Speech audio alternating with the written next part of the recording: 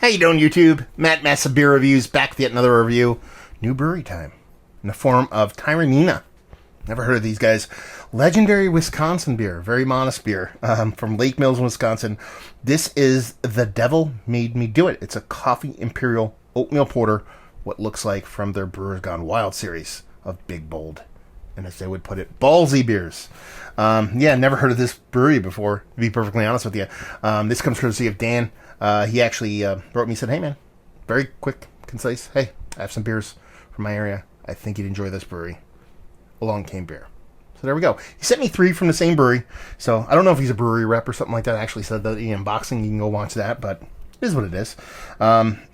If not, he's just into these beers. And honestly, he sent me this, and then there's 2 kind of bigger, bolder, roastier beers that are barrel aged. I don't know the EBVs on any of them. They don't put them on the bottles. We're going to dive into them and see what's what.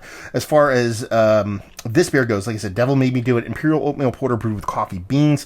It's a big old black beer with oatmeal silkiness. Full-bodied with soothing, rich coffee flavors. Devilishly delicious. So, yeah, cool. Imperial Oatmeal Porter. I can get down with that. With coffee, nonetheless. So, we'll see what this sucker has to offer. Label-wise, very, very old school. I know nothing about this brewery. The only thing I can tell you about this brewery is that they have been around for a long time. Regardless of anything I know. If this brewery hasn't been around for a decent amount of time, I'll be surprised. Because that's classic labeling. They're sending me in a bottle. Or they're sending these out in a bottle. With this kind of logoing that screams of the 90s. And it's got like a little stickman drawing on it, you know. And it's also like, you know, big Brewers Gone Wild, and it's ballsy beers. That's very kind of old school marketing when it comes to beers. So I'm not a big fan of the labeling, but, you know, as long as the beer's good. As far as the beer looks like an Imperial Porter. Big, rich. There was a head on it that had a mocha color to it. Dissipated pretty quickly. Not too shabby. Let's get a nose. It's definitely a coffee porter, that's for sure. So, I'm getting like chocolate, and then milk chocolate, and then I'm getting a nice rich coffee that doesn't smell overly bittering. It's not cold pressed. And there's a little bit of soft green to that coffee in there, so you get a little bit of that green pepper vibe. So yeah, I mean, she smells like a beautiful, rich, I'm gonna guess like 8 and change coffee porter.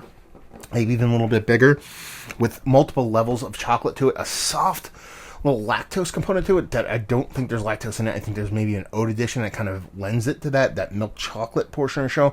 Makes me think that. And then the way the coffee comes off, it's nice, expressive, not overly dark or roasty, but not overly bittering either. Let's dive in. Cheers.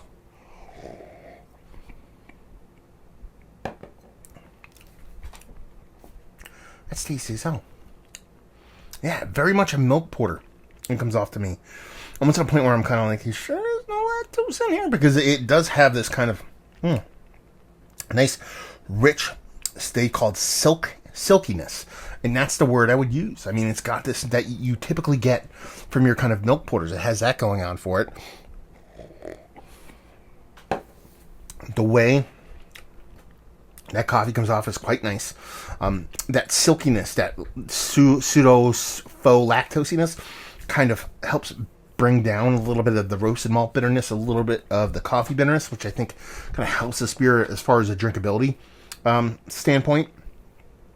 Really nice, soft, creamy body. This is a porter through and through. That's the big separating factor for me when it comes to porter is mouthfeel. And this has that porter mouthfeel on lock. Done.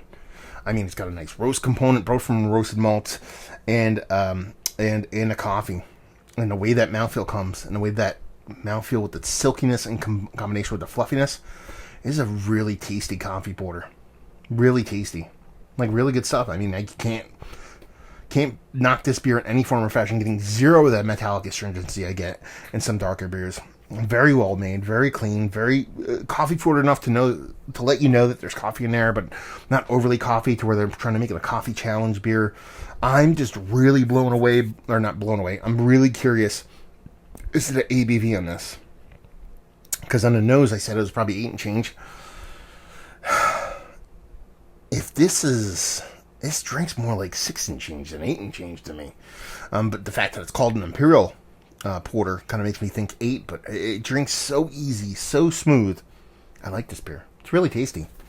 Nice one. I love it when you get new brewery stuff, and right after the shoot, they're pretty damn tasty stuff. So yeah, let's cut to the chase. Let's talk about it. This is one of the better coffee beers, a sub 10% coffee, dark coffee beers. So your porter stout, stuff like that I've had.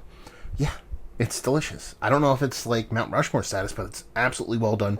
Super well made in the way the coffee shows and the way the beer shows as far as mouthfeel. Absolutely fantastic. Value and availability, no idea. Yeah, maybe Dan or somebody out there can let me know what's what if they know the footprint and cost of this beer. I assume these hit the market. Usually, rarely do you see in-house bottles only. So we'll see what's what and leave you with, if you like what, will you like this beer? If you like coffee, if you like porters, if you like coffee porters, it's that simple. I'm pretty hard pressed to find a coffee porter, basic, core 4 plus coffee beer. That's way better than this. I mean, there's some that do it better, but they add a ton of lactose, or they add a ton of this, or they're, kind of skirting the edges of pastriness and stuff like that. This is like old school beer with old school coffee in a very well done way. So if you like those things, you'll like this beer. There you go. Another review in the books. Hopefully you guys enjoyed it. Down there if you want to talk about it. Massive Beers if you want to check me out doing the social media stuff. Beer Massive. If you want to check me out doing the whole podcasting thing, and hopefully you guys enjoyed the review. Hopefully enjoying a nice little coffee border right now, and hope to see you next time. Cheers.